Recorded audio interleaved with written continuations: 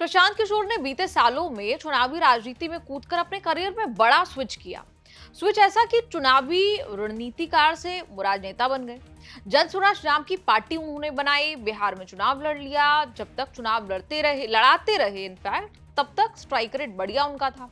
चुनावी राजनीति में कदम रखा तो चाम खत्म सा नजर आया। पॉलिटिकल स्ट्रैटेजिस्ट के तौर पर पीके इतने सफल रहे, सक्सेसफुल रहे कि मोदी से लेकर जगन, ममता सब उनकी जादू की छड़ी आजमाना चाहते थे। कोलकाता में आईपैक के ठिकानों पर रेड से हंगामा मचा हुआ है। पीके की शुरू की गई कंपनी एक मनी लॉन्ड्रिंग केस में ईडी के रडार पर ऐसा आई कि दुख ना सिर्फ आईपैक वालों को हुआ, बल्कि बंगाल की सीएम ममता बनर्जी तो आक्रामक होती दिख रही हैं। दर्द, गुस्सा इसलिए कि आईपैक ही टीएमसी के लिए चुनावों की स्ट्रैटेजी बनाने के लिए काम कर रही है। लेकिन आखिर आईपैक ऐसा क्या काम करती है जो हर पार्टी चुनावों से पहले उनके यहां पहुंच ही जाती है? 2014 के पहले क्या आपने पॉलिटिकल कंसल्टेंसी कंपनीज के बारे में सुना था? जो टर्मिनोलॉजी कुछ खास चलन में थी भी नहीं, वो आखिर पॉलिटिकल पार्टीज के लिए चुनावी लाइफलाइन कैसे आज बन गई है? इस वीडियो में समझने की कोशिश करेंगे आईपैक क्या काम करती है, पीके यहाँ बैठे कौन सी जादू की छड़ी घुमा रहे थे जो किसी और के पास नहीं थी और शायद अब भी नहीं है। समझेंगे कि इस कंपनी के डायरेक्टर्स प्रतीक जैन, ऋषिराज सिंह, विनेश चंदेल क्या काम करते हैं। प्रशांत किशोर वो व्यक्ति हैं जिन्होंने मोदी के कहने पर अपनी यूएन की नौकरी तक छोड़ दी थी। उस दौरान मोदी गुजरात के सीएम हुआ करते थे और पीके यूएन में काम करते थे। फील्ड पोस्टिंग के लिए अफ्रीकी देश चाड जाना हुआ और वहां एक ऐसी रिपोर्ट बना दी जिसने मोदी का ध्यान खींच लिया। रिपोर्ट का नाम था malnutrition in high growth status in India. ये जो रिपोर्ट थी, ये गुजरात, कर्नाटक, महाराष्ट्र जैसे देश के समृद्ध राज्यों में कुपोषण की बदतर हालत बयां कर रही थी। रिपोर्ट देखकर मोदी ने सोचिए क्या किया होगा। उन्होंने पीके के गुजरात सरकार के साथ पब्लिक पॉलिसी में काम करने का उन्हें ऑफर दे दिया। यूएन जैसी नौकरी छोड़ने से पीके कहीं ना कहीं कतरा रहे थे। फिर मोदी के सामने एक शर्त उन्होंने रख दी, कहा कि मैं सीधे आपसे ही रिपोर्ट करूंगा, आपको ही रिपोर्ट करूंगा, किसी और नेता या अधिकारी को नहीं करूंगा। मोदी ने भी ये शर्त मान ली।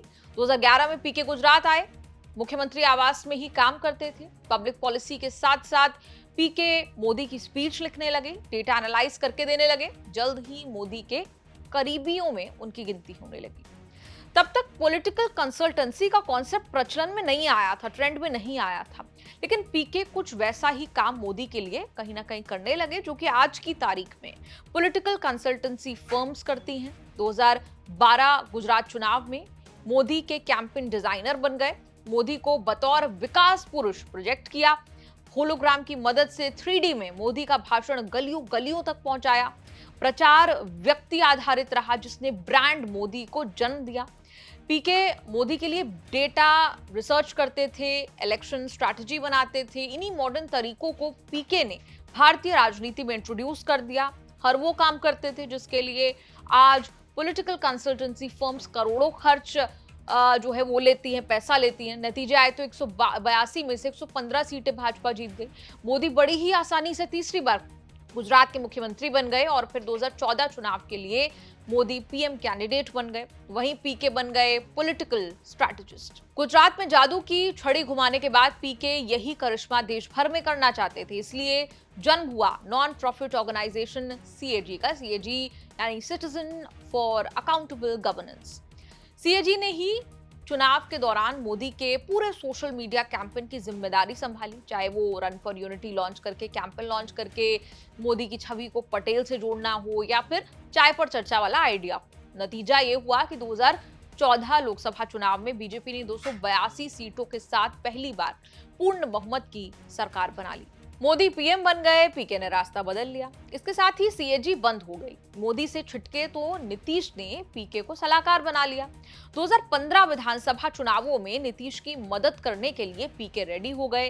सीएजी की जगह नया संगठन बना लिया, IUPAC, Indian political action committee, अपने 3 साथियों के साथ मिलकर, प्रतीक जैन, ऋषिराज सिंह और विनेश चंदेल। फोकस बिहार पर आया तो पीके की इस टीम ने बिहार के हजारों गांव का दौरा करने के बाद चाय पर चर्चा की तरह पर्चा पर चर्चा कैंपेन चलाया।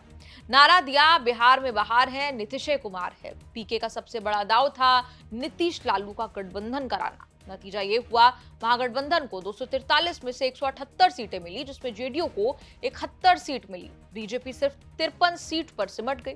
नीतीश फिर सीएम बन गए। महागठबंधन सरकार में सीएम नीतीश ने पीके को अपना सलाहकार बना लिया और कैबिनेट मंत्री का दर्जा भी उन्हें दे दिया। इसके बाद पीके की टीम ने अमरिंदर सिंह को पंजाब जिताया।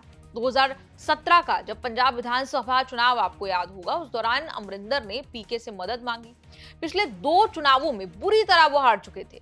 पीके ने अमरिंदर को पंजाब द कैप्टन के तौर पर प्रोजेक्ट किया। चाय पर चर्चा जैसे शुरू किया गया कॉफी विद कैप्टन 117 में से 77 सीट जीतकर कांग्रेस ने सरकार बना ली।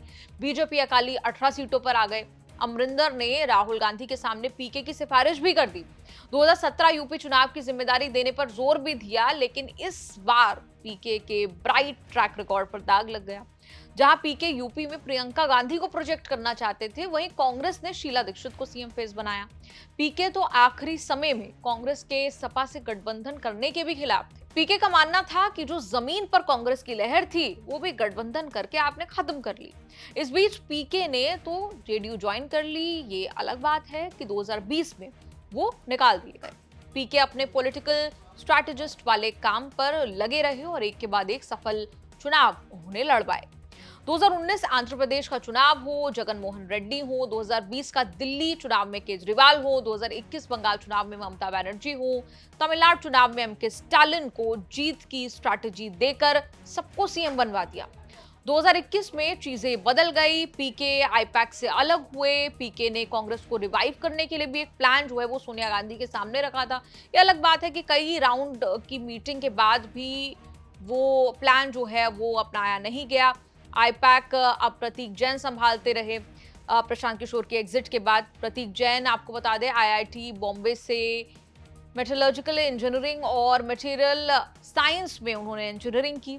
इंजीनियरिंग पूरे करने के बाद उन्होंने डेलॉयट में एनालिस्ट के तौर पर काम किया। इस कंपनी का हेडक्वार्टर आपको बता दें हैदराबाद तेलंगाना में है। उन्होंने साल 2014 के लोकसभा चुनाव में भाजपा के वॉर रूम में अहम भूमिका निभाई थी।